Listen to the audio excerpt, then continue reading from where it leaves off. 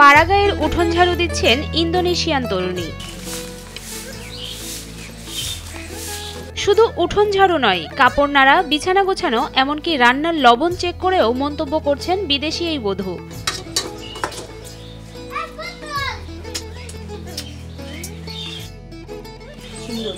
ভালোবাসার টানে গ্রামের যুবককে বিয়ে করে এই বাড়ির বধূ হওয়ার পর আর 10 জন সাধারণ বধূর মতোই সবকিছু করার চেষ্টা করছেন এই তরুণী।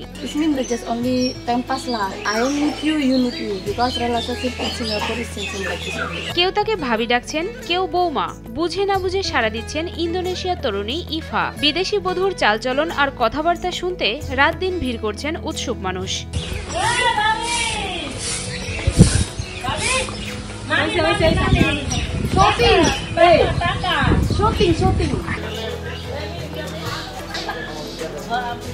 প্রেম মানে না শাসন বারণ, সীমানা, এমন আরো একটি ঘটনার সাক্ষী হলো মাদারীপুরবাসী। এদিকে বিদেশি বউ পেয়ে দারুণ খুশি শাশুড়ি আর আত্মীয় স্বজনরা।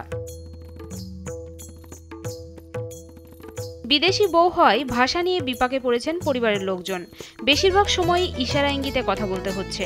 তবে ভাষাগত জটিলতা বেশ উপভোগ করছেন ইফার শ্বশুর শাশুড়ি। খুশি হয়েছি আমরা, বোর ভাষা ও মাঝে মাঝে দিয়েটা আমি বুঝি, আবারে বোবা মানুষে বোঝে যেমন অমন, আবারে ইশারা ফিশারায় বুঝায় আমার বউ। আমি বললাম তোরা তো গাইলি তুই কিছু করতে পারবি না, না না না আমি বাংলা শিখব, বাংলা আমি ভর্তি করব। ইন্দোনেশীয় তরুণী ইফা, কাজের সুবাদে এই তরুণীর সঙ্গে সিঙ্গাপুরে পরিচয় হয় বাংলাদেশি তরুণ শামীম মাতবরের। সিঙ্গাপুরে থাকা অবস্থাতেই তাদের মধ্যে প্রেমের সম্পর্ক গড়ে ওঠে। পরস্পরের মধ্যে বোঝাপড়া, ভালো লাগা দিন দিন গভীর হতে থাকে। এভাবেই কেটে যায় 2 বছর। অবশেষে সেই সম্পর্ক বিয়েতে গড়িয়ে পরিণতি লাভ করে। আমি 2018 সালে সিঙ্গাপুর যাই। আমি ফার্স্ট টাইমে শিবিয়ার্ডে কাজ করছি। তখন তার সাথে আমার পরিচয় হয়েছে একটা সোশ্যাল মিডিয়া প্ল্যাটফর্ম থেকে।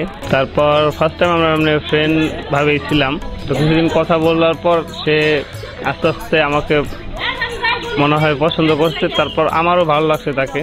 তারপর একদিন দেখা করছে, আমরা দেখা করার পর কথাবার্তা বলছি। তো আস্তে আস্তে এভাবেই হয়ে গেছে আমাদের ভিতরে। সে সবসময় চেষ্টা করছে আমার জন্য ভালোটাই। আমি সিঙ্গাপুর আসছিলাম, তো অনেক মেয়েদের দেখতাম। সিঙ্গাপুরে ম্যাক্সিমাম 90% মেয়েরা একটু ডিফারেন্স, তো ও একটু আলাদা। শুক্রবার শামীমের গ্রামের বাড়িতে জমকালো আয়োজনে ধুমধাম করে বিয়ে হয়। আধো বাংলা ভাষায় কথা বলা, আকার ইঙ্গিতে বোঝানোর চেষ্টা আর সহজ সরল আচরণ এই নববধূ মন জয় করে নিয়েছেন পরিবারের সবার। My name is Siti Mu'alifah. I'm from Indonesia. I'm Singapore working. I'm working the 6 years, 5 years plus going to 6 years. Alhamdulillah, Bangladesh is balu. It means he good. So many people respect to me. He from the so far he just working to coming only see me. Family understand. Before I talking, I want to marry the Bangladesh boy, but he not allow. But after 1 year I still talking, I still want this boy. Then he say, okay lah, if this choose for you, this one you can marry. Then okay. Ifa নিজেকে খাপ খাইয়ে নিয়েছেন বাংলাদেশের গ্রামীণ পরিবেশের সাথে। 3 piece sari পরছেন, আয়না চিরুনি ব্যবহার করছেন গ্রামের মেয়েদের মতো। বিদেশি সংস্কৃতির একটি মেয়ের এমন বাঙালিপনার চেষ্টা দেখে মুগ্ধ এলাকাবাসী। ছেলের সাথে যে রিলেশন আছে, এটা 2-3 বছর ধরে দেশে আসলে কথা বলে, আমরাও বলছি আর কি মেয়ের সাথে কথা। তাই এবার এসে বলতেছি যে আমরা 17 তারিখে নিয়ে আসবো, এখানে এসে বিয়ে করবো। তো বিয়ে করছে, মেয়েটা হলো এখানে এসে সবারই একটা মনের ভিতর চলে গেছে।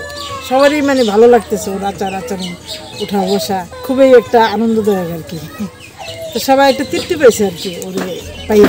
বিদেশি মেয়ে বলে প্রথম দিকে বেশ শঙ্কায় ছিলেন শামীমের বাবা মা, কিন্তু কয়েকদিন যেতেই নিজের মেয়ের মতো হয়ে উঠেছেন ইফা। শামীম মাতবরের বাবা লাল মিয়া মাতবরের বেশ পছন্দ হয়েছে ছেলের বউকে।